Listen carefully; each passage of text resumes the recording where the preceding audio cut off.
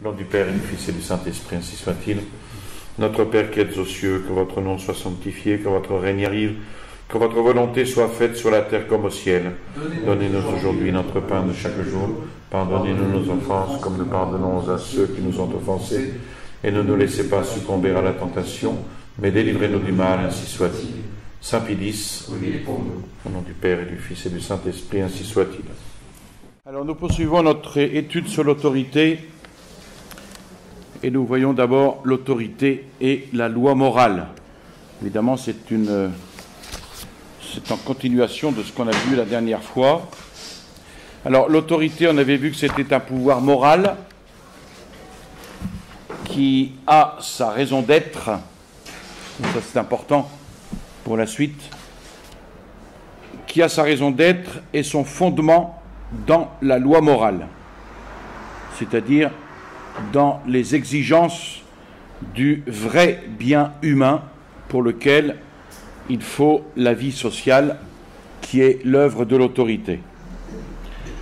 Et c'est en raison de ce fondement de l'autorité dans la loi morale, c'est-à-dire parce qu'il le faut pour le vrai bien humain, que la véritable autorité, je dis bien la véritable autorité, crée chez ses subordonnés le devoir moral de lui obéir à cette autorité. Alors, cela entraîne cette conséquence capitale que, sous peine de perdre sa raison d'être et son fondement, l'autorité elle-même doit être soumise à la loi morale. Parce qu'elle n'a pas d'autre but, cette autorité, que de commander pour le vrai bien humain, dont la loi morale fait connaître le chemin. Et si elle cesse de commander pour le vrai bien humain, elle n'a plus rien de ce qui fait d'elle une autorité. C'est-à-dire l'auteur du bien humain qui n'est réalisable que dans et par la vie sociale. Alors c'est important parce que si cette autorité commande pour son avantage individuel, pour son propre intérêt, ou par cupidité, ou par passion ou orgueil, elle cesse d'être autorité pour devenir tyrannie. On a l'exemple d'aujourd'hui qui est patent. Le tyran met ses subordonnés à son service et par là les traite en esclaves, tandis que la véritable autorité est au service du bien humain de tous. Quand je dis bien humain de tous, c'est ce qu'on appelle le bien commun. Alors, devant un commandement contraire à la loi morale, il n'y a plus aucun devoir d'obéir, puisque c'est pour le bien humain qu'on doit obéir, et que ce qui est contraire à la loi morale est contraire au bien humain. Donc l'autorité qui donne un tel commandement n'est plus autorité dans un tel acte de commander, mais n'est plus qu'un pouvoir physique de contrainte qui n'a pas droit à l'obéissance. De la même manière que, on l'avait vu la dernière fois, une loi qui va contre le bien commun n'est plus une loi. Donc on n'est même pas tenu de désobéir, on n'est pas tenu d'obéir, ce n'est plus une loi, puisqu'elle va contre le bien commun. Mais ici c'est pareil pour l'autorité. Il faut quand même préciser que ce n'est que dans le commandement contraire à la loi morale que cette autorité cesse d'être autorité et d'avoir droit à l'obéissance. Important parce que si c'était parce que le président de la République émet une loi contraire à la loi morale, on doit en effet lui désobéir dans ce cas, mais non pas dans les autres cas. Évidemment. Sinon, c'est l'anarchie. Donc, il faut bien préciser que ce n'est que dans le cas d'un commandement contraire à la loi morale que cette autorité cesse d'être autorité. Qui êtes-vous, monsieur Macron, pour imposer cette chose? Vous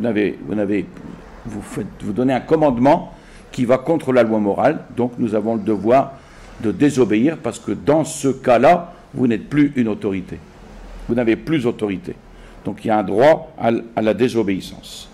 Mais dans le cas contraire, il faut préciser encore que ce n'est pas parce qu'il a émis tel commandement contraire à la loi morale que sur un autre commandement qui est très bien, on doit lui désobéir puisque vous n'êtes plus autorité. Non. Donc préciser que c'est dans le commandement contraire à la loi morale que cette autorité cesse d'être autorité, d'avoir droit à l'obéissance, mais si dans ces autres commandements, elle continue à agir pour le bien commun, elle doit alors être obéie. Les premiers chrétiens, par exemple, refusaient d'adorer les idoles, mais pour tout le reste, ils obéissaient aux empereurs romains. Donc la loi morale, ayant son origine en Dieu, qui est l'auteur de la nature humaine, et par là des lois qui orientent cette nature vers cette perfection, vers sa perfection, on peut conclure que c'est Dieu qui est le fondement et la source de toute autorité. Parce que c'est Dieu qui a créé la nature humaine, ne pouvant réaliser sa perfection que dans et par la vie sociale qui est l'œuvre de l'autorité. C'est pour ça que Jésus-Christ a dit à Pilate qu'il n'avait que le pouvoir qui lui avait été donné par Dieu, et c'est pourquoi Saint Pierre et Saint Paul ont affirmé avec force que toute autorité vient de Dieu, et pour ce motif, commander au nom de Dieu l'obéissance à toute autorité véritable. Alors, cette affirmation fondamentale que toute autorité vient de Dieu, on le sait, elle est souvent très mal comprise. Quand on comprend par là que Dieu désignerait les détenteurs de l'autorité. Cela n'est vrai que dans le cas de la famille. Ce n'est vrai que dans le cas de la famille où l'autorité des parents sur les enfants résulte d'un sacrement, résulte de la nature des choses dont Dieu est l'auteur, et dans ce cas, dans le cas de l'Église, où l'intervention directe de Dieu dans l'histoire humaine a institué l'autorité du pape et des évêques. Mais dans toutes les autres sociétés, les détenteurs de l'autorité sont désignés sans intervention de Dieu, par le jeu d'institutions humaines. Ça peut être par hérédité, par cooptation, par élection, par désignation, par une autorité supérieure. Et puis qui vont toutes sortes de manières d'instaurer l'autorité qui varient et qui changent suivant les temps et les lieux. Alors, ce qui demeure toujours vrai, c'est que quelle que soit la manière dont le détenteur de l'autorité a été désigné, c'est de Dieu qu'il reçoit le pouvoir de commander et le droit à être obéi, parce que ce droit a son fondement dans la nature des choses dont Dieu est l'auteur. Évidemment, quand je dis c'est de Dieu qu'il reçoit le pouvoir de commander, c'est bien sûr, sous-entendu, il ne peut pas commander ce qu'il veut, et surtout quelque chose qui est contraire à la loi morale. Alors, Dieu gouverne toute la création, il oriente tous les êtres vers leur bien, par les lois propres aux natures qu'il a créées. Il est donc par là l'auteur du mouvement de tous les êtres vers leur bien, donc il est l'autorité première et suprême. Pour les êtres sans intelligence, cela se fait par les lois physiques.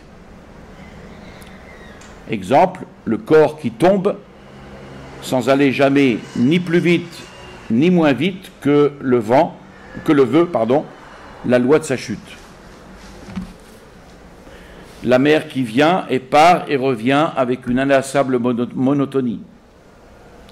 La course folle des astres qui nous compte les minutes et les siècles avec une rigueur inflexible. L'enivrante émanation des parfums, le tumulte des sons, les jeux infinis de la lumière dans le ciel du matin et l'harmonie du soir, les feuilles qui poussent au printemps, qui roussissent et qui tombent à l'automne, la fleur qui s'ouvre le matin et qui se ferme le soir, le cœur qui bat, le poumon qui respire, etc., etc., etc. Tout cela, sans le savoir, manifeste l'autorité de Dieu. Mais pour l'être intelligent, elle se manifeste par une volonté qui se donne librement en suivant les lois morales et qui obéit librement à toutes les autorités dont elle a la source et le fondement, de sorte que par et à travers ces autorités, c'est Dieu lui-même qui est l'auteur de tout le mouvement des êtres intelligents et libres vers leur bien. Alors, il résulte de là que, sous peine de perdre sa raison d'être et son fondement, toute autorité doit être soumise à Dieu. Je dis bien, sous peine de perdre sa raison d'être et son fondement, toute autorité doit être soumise à Dieu, puisqu'elle n'est autorité que par participation à l'autorité de Dieu, et en quelque sorte par mandat de cette autorité de Dieu. Mais cette soumission à Dieu consiste précisément à gouverner pour le vrai bien humain, à gouverner pour le bien commun. C'est pour cela que Dieu a institué toute autorité, et c'est cela qu'il veut de toute autorité.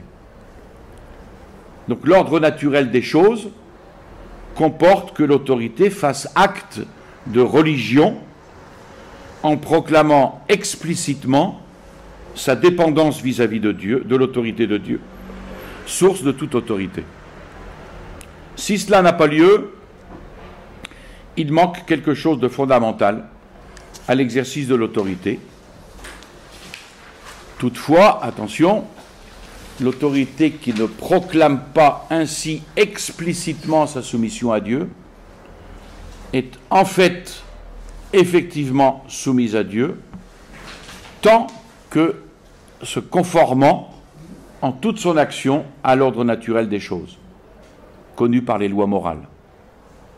Elle ne commande et elle ne gouverne que pour le vrai bien humain.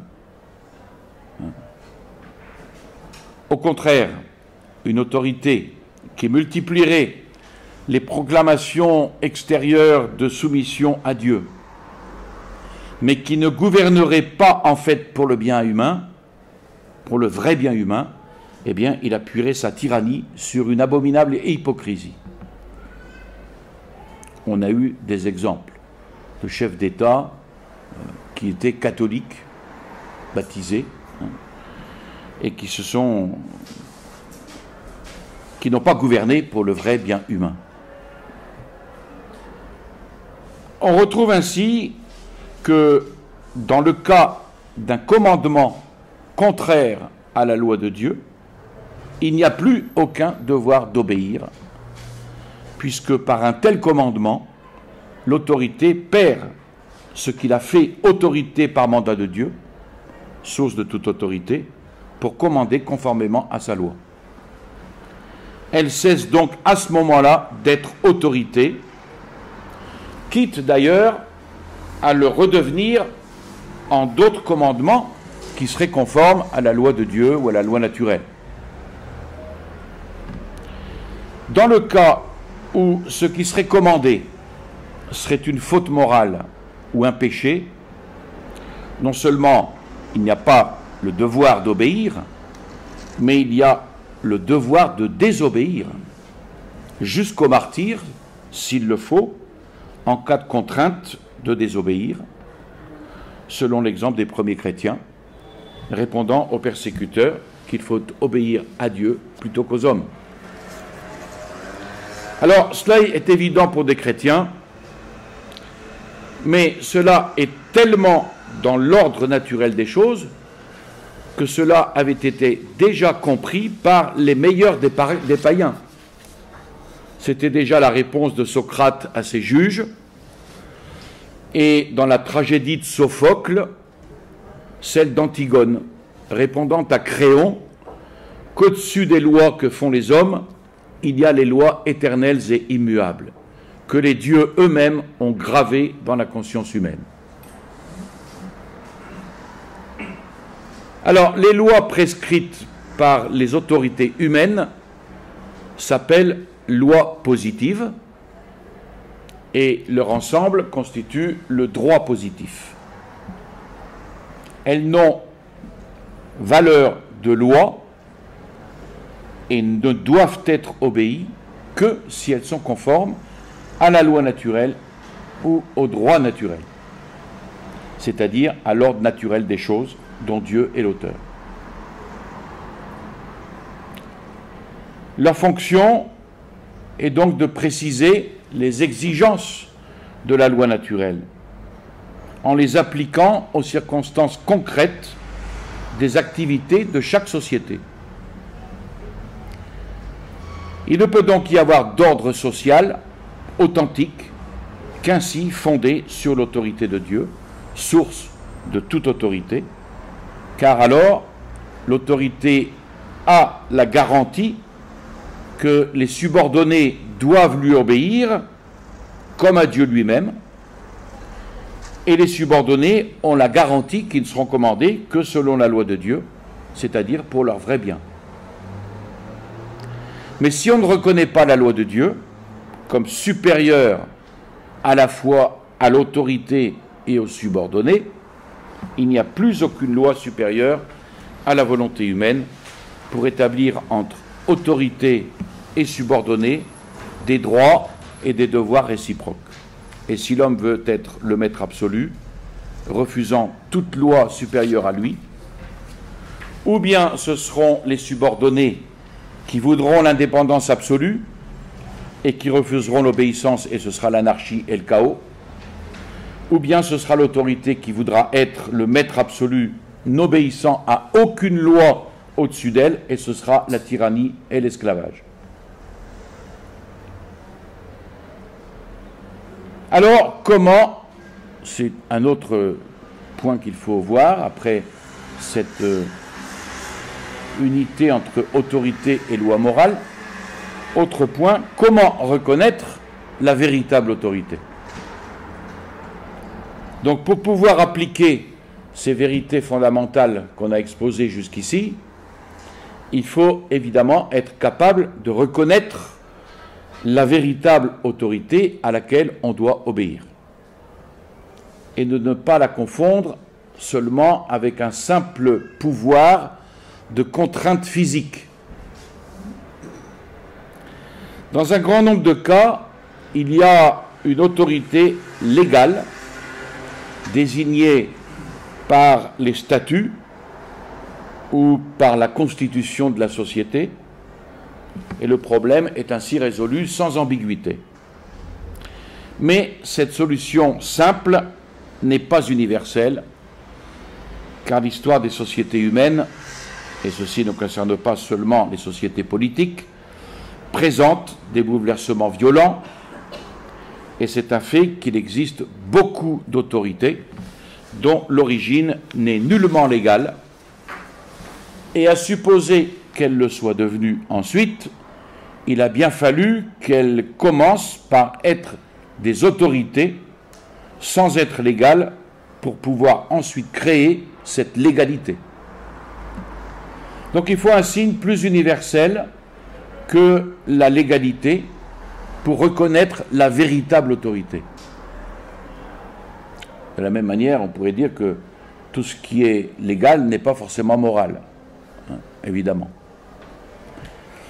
Alors, on le trouve facilement si l'on a bien présent à l'esprit une vérité fondamentale, à savoir que dans l'ordre de la direction des activités humaines, c'est toujours la fin qui commande. Or, la fin pour laquelle existe l'autorité, c'est le bien commun. Donc, l'autorité à laquelle on a le devoir d'obéir, c'est celle qui, en fait, assure le bien commun. C'est une règle simple, mais fondamentale, universelle, qui est évidente si l'on a compris tout ce qu'on a dit précédemment. Alors, il faut ajouter une précision. On n'a pas dit que l'autorité à laquelle on a le devoir d'obéir est celle qui assure parfaitement le bien commun. Parce que s'il en était ainsi, les autorités véritables seraient très très rares. Même parmi les meilleurs rois, les meilleurs chefs d'État, eh bien, ils n'ont pas peut-être toujours assuré parfaitement le bien commun. Donc, dès qu'un minimum de bien commun est assuré par une autorité, on a, pour ce minimum de bien commun, ainsi assuré, l'obligation de lui obéir. L'autorité qui n'assure qu'un minimum de bien commun est imparfaite, c'est clair. Mais elle est pourtant une autorité véritable à laquelle on doit l'obéissance. Évidemment, toujours sous-entendu qu'elle ne commande rien contraire à la loi morale. Autre précision qui est importante, une formulation tout à fait complète et sans équivoque devra dire l'autorité à laquelle on a le devoir d'obéir est celle qui en fait assure un minimum de bien commun de manière durable dans l'ordre et dans la paix. Et cette précision concerne les périodes de bouleversement violents. Lorsqu'il y a lutte entre deux autorités, dont chacune cherche à éliminer et supplanter l'autre, il arrive souvent que par le fait de cette lutte, le bien commun, qui suppose l'union des efforts de tous, soit si mal assuré que tant que dure la lutte, il n'y ait plus d'autorité véritable, ou qu'au moins on ne puisse plus dire avec évidence de quel côté elle se trouve. Et une telle situation est pénible parce qu'il peut y avoir alors des deux côtés des hommes croyant et voulant bien faire et suivant leur conscience, et ceux qui sont engagés dans un camp n'ont pas le droit de juger ceux qui sont engagés dans le camp opposé, au moins tant qu'ils n'emploient pas dans la lutte des procédés que la morale ne saurait admettre. Donc il ne suffit pas qu'une des deux autorités en lutte remporte un succès matériel, peut-être provisoire, et alors que la lutte momentanément interrompue est prête à reprendre, pour que cette autorité devienne l'autorité véritable à laquelle on a le devoir d'obéir. Mais à partir du moment où la lutte a pris fin, de manière durable, et où une autorité assure un minimum de bien commun dans l'ordre et dans la paix, c'est-à-dire sans violence ni contrainte perpétuelle, cela ne veut pas dire forcément que cette autorité est celle qu'on préfère et qu'on ne regrette ou ne souhaite pas une autre. Mais cela veut dire qu'en fait, dans la situation telle qu'elle est, on a accepté de lui obéir, ou au moins on s'est résigné à lui obéir, parce qu'on n'a plus aucune possibilité raisonnable de continuer ou de reprendre la lutte. Et c'est alors à ce moment-là l'autorité véritable qui a droit à l'obéissance. Alors, on trouve une objection à cela. Si l'autorité en place n'assure que médiocrement un minimum de bien commun, ne vaudrait-il pas mieux une meilleure autorité qui assurerait mieux le bien commun? Alors, à cela, il faut répondre qu'on ne peut évidemment pas contester la vérité de l'affirmation théorique, je dis bien théorique, qu'il en vaudrait mieux une meilleure.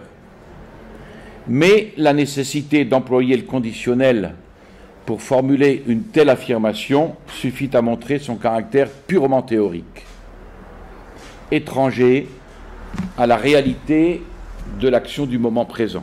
L'autorité meilleure que l'on souhaite n'est pas actuellement en place pour assurer le bien commun et par conséquent n'assure actuellement aucun bien commun. Donc le seul moyen pour que le bien commun soit actuellement assuré, c'est d'obéir à l'autorité qui en fait a actuellement la charge de l'assurer, et cela même si elle ne l'assure que très imparfaitement, car autrement il ne serait plus assuré du tout. On a là une application directe de cette vérité fondamentale que le moindre bien réel effectivement réalisé vaut mieux, parfois, je ne dis pas toujours, que le plus grand idéal, parce qu'il a le mérite incomparable d'exister, ou selon l'image du proverbe, qu'un chien vivant vaut mieux qu'un lion mort. Il est donc certain que dans le présent, il faut obéir à l'autorité qui exerce en fait la charge d'assurer le bien commun, même si elle ne l'exerce que très imparfaitement. Mais en tout cas, elle ne va pas contre le bien commun. Elle ne l'exerce qu'imparfaitement. Il reste à savoir ce que, tout en obéissant dans le présent à l'autorité en place, il reste à savoir ce que l'on peut faire pour travailler à remplacer dans l'avenir l'autorité déficiente par une meilleure que l'on souhaite légitimement. Il y a d'abord une règle absolue: n'employer pour cela que des moyens honnêtes, conformes à la morale. Par exemple, on ne pourrait en aucun cas admettre l'emploi de la calomnie ou de l'assassinat. Je dis bien dans le cas de quelqu'un qui remplit sa charge imparfaitement. Je ne parle pas du tyran. De plus, les statuts ou la constitution d'une société prévoient en général des moyens légaux de changer l'autorité. Donc on a le droit évidemment d'utiliser ces moyens légaux. Exemple, si l'autorité est désignée par l'élection, on peut, au moment de la réélection, ne pas voter pour l'autorité sortante, ou même on peut faire campagne contre elle. Ou si l'autorité est nommée par une autorité supérieure, on peut tenter une démarche auprès de cette autorité supérieure, sur des moyens honnêtes. Mais il y a le cas où les moyens légaux n'existent pas ou sont inopérants. Et il faut donc poser le problème du recours à l'illégalité. La solution viendra encore du même principe fondamental que c'est la fin qui commande et que la fin de l'autorité, c'est le bien commun. Il en résulte que l'illégalité peut être admise, mais elle ne peut être admise que si elle n'est pas plus dommageable au bien commun que l'autorité a renversé. C'est bien facile d'arriver avec un char sur l'Élysée et de tirer et d'abattre Macron. Encore que ça, l'exemple n'est pas bon parce que Macron ne réalise pas le bien commun. Mais supposons un chef d'État qui réaliserait imparfaitement. Alors, l'illégalité ne peut être admise que si elle n'est pas plus dommageable au bien commun que l'autorité a renversé. C'est d'ailleurs ce que saint Thomas dit quand il s'agit de... On se pose la question s'il faut assassiner le tyran ou pas. Il faut réussir son coup. si on n'est pas sûr de réussir son coup, ben, il vaut mieux pas, parce que le danger peut être plus grave. Donc il y a pour ça deux raisons. La première, c'est de créer un précédent. L'histoire montre que la plupart des pouvoirs qui se sont installés par l'illégalité ont à leur tour péri par l'illégalité.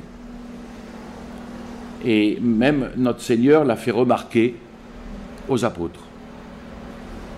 De plus, l'illégalité fait triompher le droit du plus fort, qui n'est pas forcément le plus juste ni le meilleur. Ça peut l'être, mais pas forcément. Et puis la deuxième raison, c'est qu'il n'y a pas unanimité pour ce recours à l'illégalité.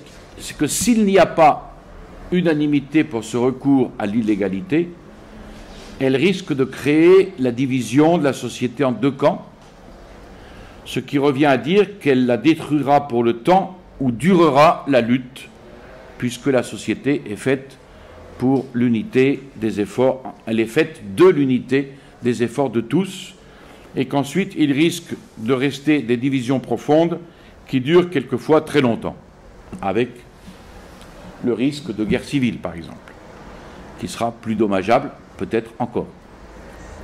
On peut donc conclure que les cas où le recours à l'illégalité peut être admis sont possibles. Trois conditions sont indispensables. Donc prenez vos armes, hein. Que l'autorité à renverser soit gravement nuisible au bien commun et vraiment tyrannique. Aujourd'hui, je pense que la première condition est réalisée, car si elle est seulement médiocre ou déficiente, l'illégalité est certainement un mal pire. Donc ici, on n'est pas dans une autorité médiocre ou déficiente. On est dans une autorité qui nuit gravement au bien commun et qui est de plus en plus tyrannique. C'est la première condition, on l'a aujourd'hui. Deuxième condition, qu'il y ait unanimité contre cette autorité à renverser, sans quoi il y a risque de créer la division en deux camps. Alors attention, ça ne veut pas dire unanimité dans l'initiative à prendre, c'est-à-dire unanimité dans un coup d'État. Car dans ce cas, il faut toujours qu'elle soit prise par un petit groupe d'hommes plus audacieux et mieux organisés, mais unanimité pour approuver cette initiative et la soutenir ensuite. Il pourrait suffire dans certains cas qu'il y ait unanimité des autorités intermédiaires, sans qu'il y ait unanimité des individus, comme une unité des généraux d'une armée, sans pour autant avoir unanimité des soldats, ou unanimité des généraux en France. On en est loin, quand on voit les déclarations qu'ils ont faites, sans pour autant avoir unanimité des soldats. Et puis, troisième condition, qu'on dispose de moyens suffisants pour réussir. Car il est trop clair que si on échoue, le mal sera pire après. Voilà, vous avez les trois conditions, réfléchissez, hein, et puis si ça inspire quelques personnes, venez me voir, vous direz si ça colle. Alors, tout ceci concerne le cas où il s'agit de renverser une autorité en place pour en établir une autre. Le problème est plus simple. S'il s'agit non plus de renverser l'autorité, mais sans la renverser, de désobéir. Et s'il le faut, de résister par la force à une loi tyrannique ou injuste. C'est, on peut dire, un peu la condition dans laquelle nous ne sommes pas loin d'être. Sans vouloir arriver au coup d'État, en tout cas désobéir et résister par la force. La condition sera toutefois la même, c'est-à-dire que la résistance à la loi n'entraîne pas, pour le bien commun, un mal pire que cette loi elle-même, soit par le précédent ainsi créé, soit par la division en deux camps. Alors, après ces considérations, voyons quelle est la psychologie, et je ne terminerai pas aujourd'hui sur ce point, je continuerai mardi prochain, la psychologie des relations entre autorité et subordonnés. De tout ce qu'on a dit, de ce qui précède, il résulte qu'à partir du moment où une autorité doit être reconnue comme autorité véritable, avec toutes les conditions qu'on a énumérées, dans les conditions que nous venons de préciser, et tant que cette autorité s'exerce dans le domaine dont elle a la charge et n'empiète pas sur un domaine qui n'est pas le sien, le domaine ecclésiastique par exemple, l'obéissance est due à cette autorité. Non pas en raison des qualités personnelles de celui qui la détient, parce que, je ne sais pas, Macron il louche, ou parce qu'il n'est pas beau, hein. Non pas en raison des qualités personnelles de celui qui la détient, mais uniquement en raison de la fonction qu'il exerce. Bon, l'exemple est mal donné, parce qu'il exerce sa fonction contre le bien commun. Mais bon, vous comprenez ce que je veux dire. Alors, bien sûr, il est souhaitable et préférable qu'il ait toutes les qualités requises pour bien exercer sa fonction. Mais, même s'il ne les a pas, ce qui est malheureusement fréquent, l'obéissance lui est due par le seul fait qu'il exerce la fonction d'autorité, tant qu'il s'agit d'une autorité véritable, au sens que nous avons indiqué. Donc cela oblige à rejeter l'erreur de ceux qui prétendent n'obéir que si le détenteur de l'autorité leur inspire confiance. Celui-là, j'ai pas confiance, donc je désobéis. Ben non. Certes, il est souhaitable que le détenteur de l'autorité inspire confiance. Ça, c'est souhaitable. Et c'est pourquoi il doit s'efforcer d'inspirer confiance, parce que ça va rendre l'obéissance beaucoup plus facile. Il reste pourtant certain que même s'il n'inspire pas confiance, l'obéissance lui est due tant que se remplissent les conditions que nous avons déjà exposées.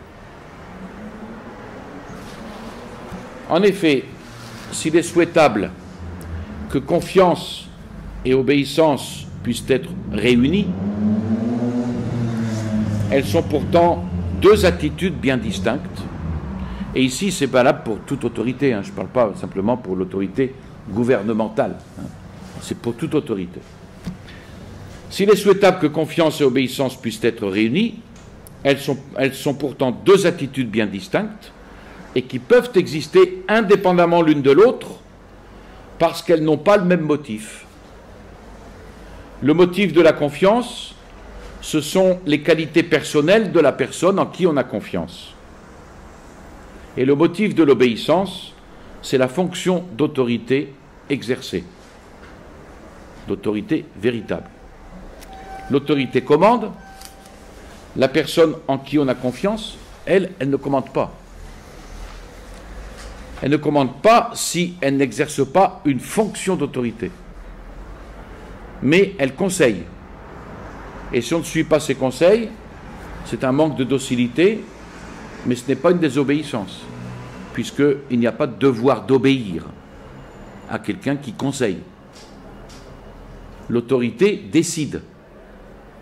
La personne à qui nous demandons conseil ne décide pas, mais elle éclaire une décision que nous devons prendre et dont nous gardons la responsabilité. Donc il faut parfois assez longtemps pour pouvoir porter, d'après les résultats, un jugement sur les capacités du détenteur de l'autorité. Et c'est pour ça d'ailleurs qu'il convient que la durée d'exercice de sa fonction soit suffisamment longue. Mais de toute façon, au moment où un subordonné reçoit un ordre, il lui est difficile de porter sereinement un jugement sur la valeur de cet ordre, parce qu'il ne peut bien souvent que juger du point de vue particulier auquel il se trouve placé dans l'organisation d'ensemble de l'œuvre commune. Mais n'étant pas informé de toutes les données de cette œuvre commune, et ne la voyant pas dans tout son ensemble, il lui sera difficile de porter un jugement sur une décision dont il ne connaît pas toutes les données. Seul le détenteur de l'autorité, ayant toutes les informations sur toutes les données de l'œuvre commune à réaliser, seul ce détenteur de l'autorité est compétent pour prendre une décision. Non point en raison de ses qualités personnelles, mais en raison de la place qu'il occupe et de la fonction qu'il exerce.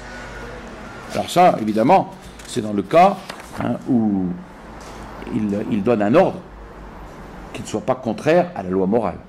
Là, il y a le jugement, il est clair. Exemple, dans une bataille, le subordonné reçoit un ordre. Quel que puisse être le génie militaire de ce subordonné, il ne peut porter aucun jugement sur l'ordre reçu, à condition qu'il ne soit pas mauvais, évidemment, car il ne sait pas ce qui se passe au point du champ de bataille où il se trouve, il ne sait pas ce qui se passe ailleurs, il n'est pas informé sur les dispositions de l'ennemi, comme l'est l'autorité. Seul l'officier qui occupe le poste de commandement voit l'ensemble du champ de bataille. Il est informé sur ce qui se passe, partout. Il est informé sur les dispositions de l'ennemi. Donc seul, même s'il est de valeur personnelle médiocre, seul il est compétent dans ce cas-là pour prendre une décision en raison de la place qu'il occupe. De plus, un ordre qui est donné à un subordonné, c'est un élément du plan d'ensemble de l'œuvre commune conçue par l'autorité. Il est difficile, voire même impossible, de porter un jugement sur cet ordre sans connaître le plan d'ensemble dont il fait partie. Alors, on objectera que ce plan d'ensemble est peut-être médiocre si l'autorité qui l'a conçu est elle-même médiocre. Je dis bien médiocre et pas mauvais. Mais même médiocre, il a un mérite irremplaçable, c'est d'exister. Parce que si l'on n'obéit pas, chacun fait à sa tête et il n'y a plus aucun plan d'ensemble et c'est le chaos général. Ceci dit, l'idéalisme qui imprègne toute la mentalité de l'homme moderne a créé chez lui un besoin irrésistible de juger de tout, même des choses dont il n'est pas informé suffisamment, même en des domaines dont il n'a aucune compétence. Il suffit pour cela, moi je ne regarde jamais, mais il suffit pour cela de regarder les réseaux sociaux, où chacun émet une opinion sur ce qu'il ne connaît pas. C'est la plaie, ça. Donc les médias, évidemment, les médias invitent à cela chaque jour, et à force d'avoir ainsi l'esprit occupé de tout ce qui ne le regarde pas, il devient souvent incapable d'être attentif à ce dont il a la charge. Je vous salue Marie, pleine de grâce, le Seigneur est avec vous. Vous êtes bénie entre toutes les femmes, et Jésus, le fruit de vos entrailles, est béni. Sainte Marie, Mère de Dieu, priez pour nous pauvres pécheurs, maintenant et à l'heure de notre mort, ainsi soit-il. Au nom du Père et du Fils et du Saint-Esprit, ainsi soit-il.